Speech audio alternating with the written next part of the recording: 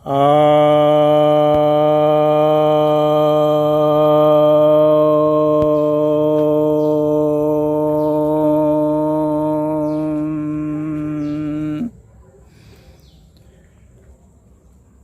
भक्तजनों को सप्रेम नमन। भक्तों, आज मैं आपको छोटी इंद्रायण से परिचित कराने जा रहा हूँ।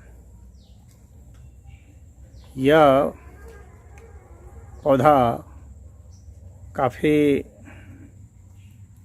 लोकप्रिय है भारत में और लगभग पूरे भारत में पाया जाता है। तो यह लता के रूप में होता है। कुकुमस ट्राइगोनस इसे कहते हैं, इसका साइंटिफिक नेम है यह। तो पहले आपको उस पौधे से परिचय करा दें, पहले उसे मैं दिखा दूं, फिर उसके आयुर्वेदिक लाभ भी दिखाता हूं आपको।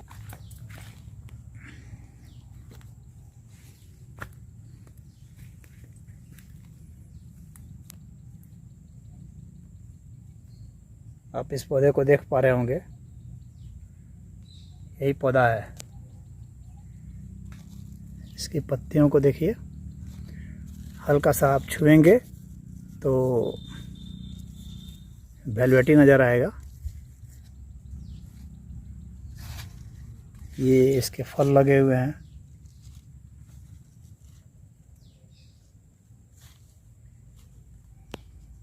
यह बरसात के दिनों में होता है, फिर जाड़े में इसके फल पक जाते हैं।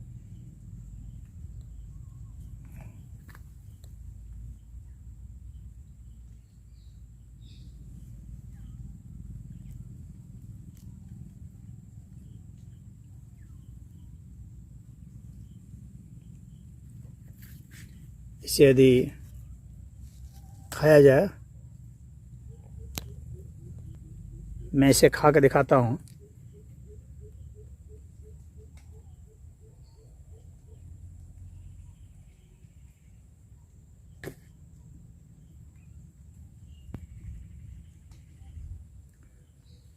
यह कड़वा लगेगा खाने में।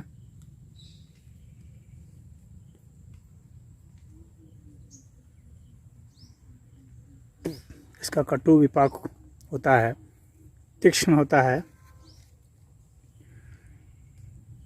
उष्ण होता है, लघु होता है। और यह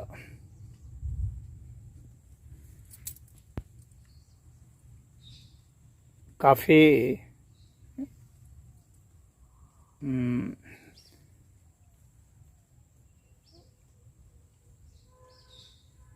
तेज होता है। इसको प्रयोग करते समय सावधानी रखनी चाहिए।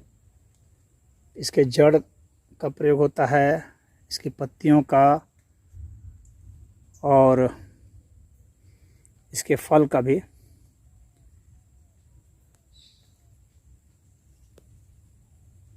और यह बहुत सारे रोगों में प्रयुक्त होता है।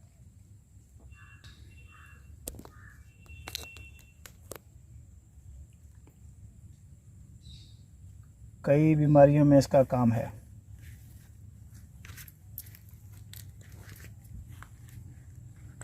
मुख्य रूप से यह जो लता आप देख रहे हैं, पेड़ों पर भी यह लता चढ़ जाती है, दीवार में यहाँ चढ़ी हुई है।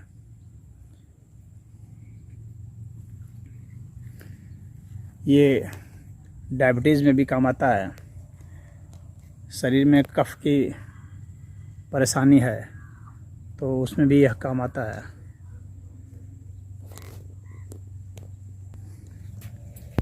यह अगर आपको कब्ज है तो उसमें बहुत ज़्यादा काम में आता है यह, क्योंकि विरेचक होता है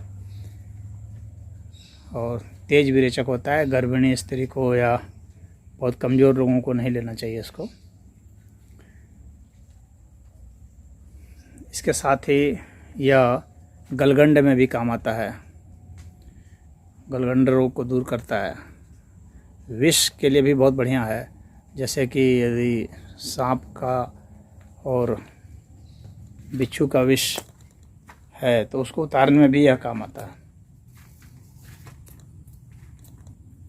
यह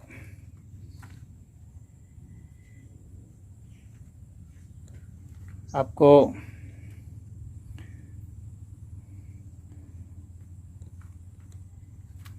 यदि पीलिया है, जॉन्डिस या कामला है, एनीमिया की समस्या है तो उसमें भी यह काम आता है, उसको दूर करता है यह।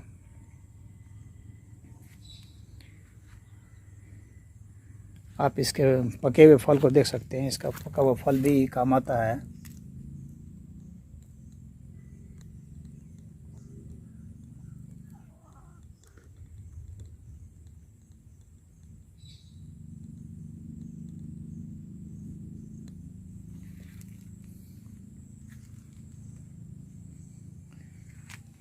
तो यह जो औषधि है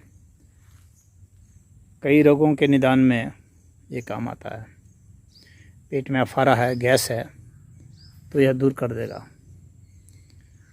और यदि चर्म रोग है, दांत खाज खुजली है तो उसको भी दूर करता है। उसमें आप चक्रमर्द के साथ इसको लेकर के घिस करके इसके जड़ को पीस के लगा सकते हैं।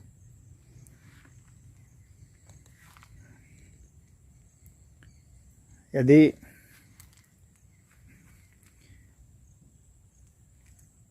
आप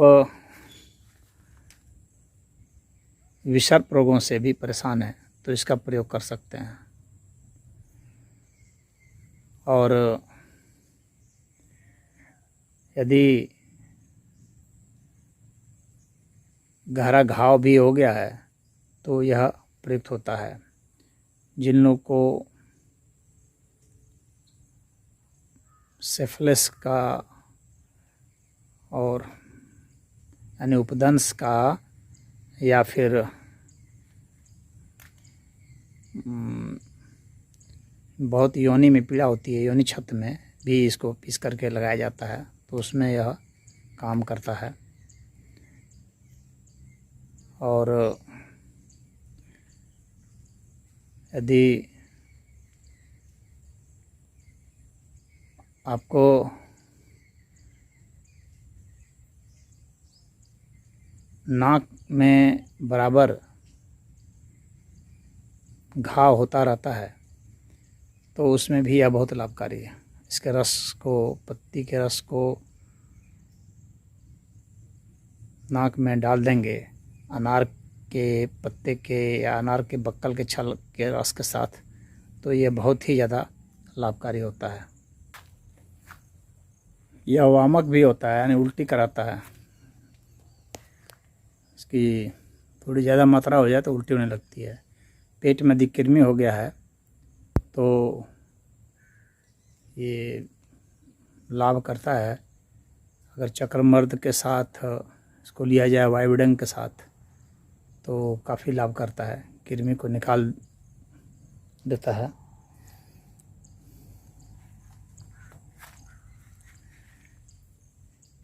यदि संधिवात है यानी गठियावात भी है, जोड़ों में दर्द रहता है तो यह काफ़ी लाभकारी है। संधिवात में इसे अरंड के जो अरंड के पत्ते हैं या उसका जो तेल है उन दोनों में से किसी के साथ भी इसको लिया जा सकता है। सुबह शाम 2 बार लिया जाता है तो संधिवात को तो एकदम ख़त्म कर देता है। और जिन लोगों को